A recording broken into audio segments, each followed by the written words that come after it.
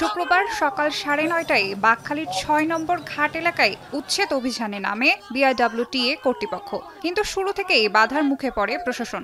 শত শত মানুষ সড়কে জড়ো হয়ে অভিযানের প্রতিবাদে শুরু করে বিক্ষোভ। এ সময় অভিযানে ব্যবহৃত একটি এক্সকাভেটর ভাঙচুর করে স্থানীয়রা।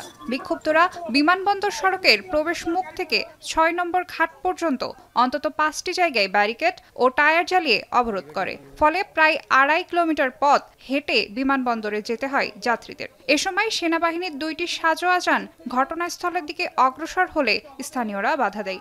এমন অবস্থায় পরিস্থিতি উত্তপ্ত হয়ে ওঠে।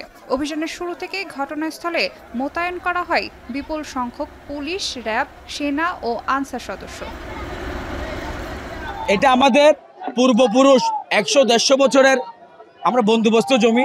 যদি সরকার আমাদেরকে অবৈধ বলতো, তবে জমি রেজিস্ট্রি করার জন্য কেন আমাদেরকে অনুমতি দিয়েছে? আমাদেরগুলো বৈধ, অবৈধ না। আপনি কিভাবে উচ্ছেদ করতেছেন? কিভাবে মামলা দিচ্ছেন? যে মামলা, আমরা মামলাকে ভয় পাই না।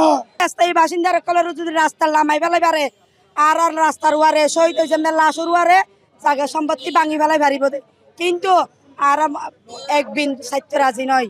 এই যে ভোগান্তি, এতগুলো বাচ্চা সবাই মিলে আমরা যে আসলাম, তো এখানে এসে খুবই কষ্ট পাচ্ছি। শুক্রবার সকাল 11টার কিছু আগে পরিস্থিতি নিয়ন্ত্রণে আনতে বিআইডব্লিউটিএ উচ্ছেদ অভিযান সাময়িক স্থগিত ঘোষণা করে। ফলে ধীরে ধীরে সড়ক থেকে তুলে নেওয়া হয় ব্যারিকেড। আবারও স্বাভাবিক হয় যান চলাচল। তবে ঘুনগাছতলা এলাকায় স্থানীয়রা বিক্ষোভ অব্যাহত রাখে।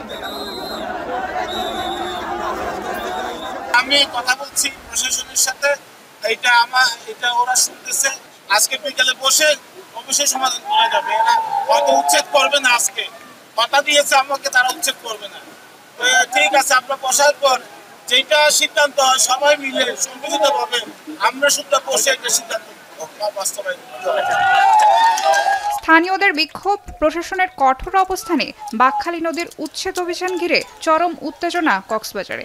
আর অভিযান স্থগিতের বিষয়ে তাৎক্ষণিকভাবে কথা বলতে রাজি হয়নি বিআইডব্লিউটিএ কর্তৃপক্ষ। আমরা সাময়িকভাবে এই প্রোগ্রামটি এখন এই মুহূর্ত থেকে স্থগিত ঘোষণা করলাম। এখন কক্সবাজার।